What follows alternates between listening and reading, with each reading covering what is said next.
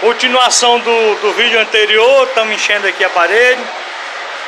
Botei essas pigmentaçãozinhas aí porque tem uma massa uma demão de tinta. Então para ter uma melhor aderência aí. Valeu, galera.